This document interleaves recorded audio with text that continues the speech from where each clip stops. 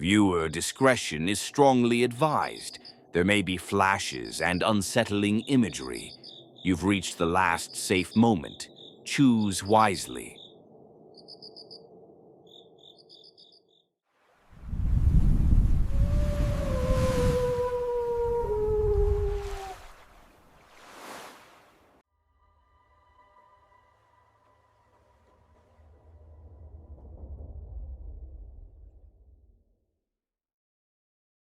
There are legends born from fear, and then there are legends born from pain.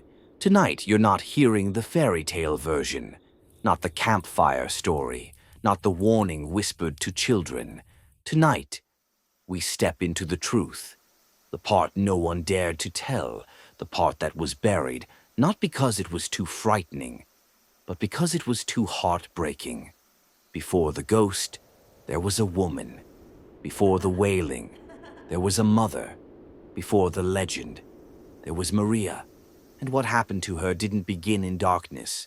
It began in daylight, in a moment that would change her forever. So sit back, turn down your lights, and listen carefully. This is the side of La Llorona the world was never meant to hear.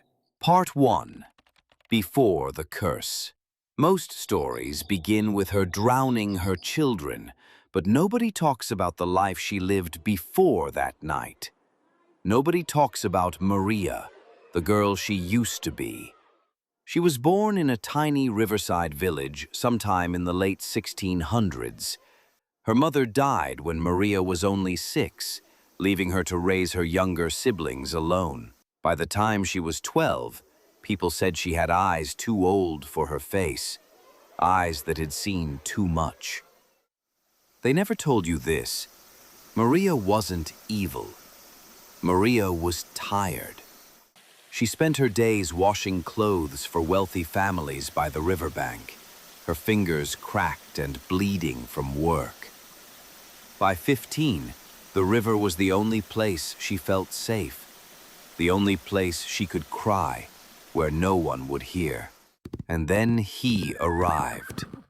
A man on horseback, a wealthy landowner's son, charming, beautiful, the kind of man who breaks hearts without meaning to. They never tell you this.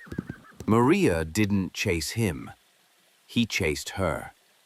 For months he visited her at the river, bringing gifts, compliments, promises. He whispered he'd take her away from the village, that he wanted to marry her, that he loved her. And Maria, starved for affection, believed him. Part 2. The betrayal no one mentions. She bore him 2 children, and when she told him she was pregnant with a third, he disappeared. Not just left, disappeared into his father's estate, where poor girls weren't allowed to step. He married a wealthy woman from Spain, a woman whose family owned ships, land, and power. The day Maria tried to speak to him one last time, his new bride laughed and told her, "A man like him would never marry a woman like you." That's the part the legend leaves out. The humiliation, the heartbreak, the betrayal that shattered her mind long before the river ever did. And when he rode through the village days later, dressed in wedding clothes, his new wife beside him, ignoring Maria and their children, something inside her finally broke. Not out of jealousy, not out of hatred, but out of years of being used, abandoned, and forgotten. Part 3. The Night of the River. This is where the story changes forever. The legend tells you Maria drowned her children, but the legend does not tell you that the river was flooding that night. A violent storm beating the valley, the river swollen, vicious, unpredictable. Witnesses claimed they saw Maria's children slip into the riverbank mud, the current pulling them toward the dark mass of water. They said Maria jumped in after them, screaming their names. Not killing them, trying to save them. But the river showed no mercy. It swallowed everything. When villagers found Maria days later, she was kneeling on the riverbank, nails torn from clawing at the rocks, voice broken from screaming. She didn't remember her name. She didn't remember the storm. All she remembered was that the river took her children. She blamed herself. The villagers blamed her. The priest said she was cursed. And that's when the crying began. Part 4. The curse they never explain. They say her spirit was damned for what she did. But the truth is darker. The river had taken countless lives before hers, and the spirits trapped beneath the water were hungry. The night Maria died, they say the river didn't let her soul pass. They say the water whispered to her, twisting grief into madness.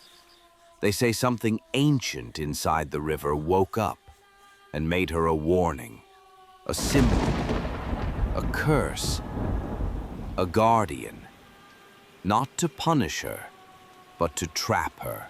Her cries echo through the centuries, not because she is evil, but because she is still searching, still trying to save her children, still trapped where she died. Every tear she sheds is for the children she couldn't reach.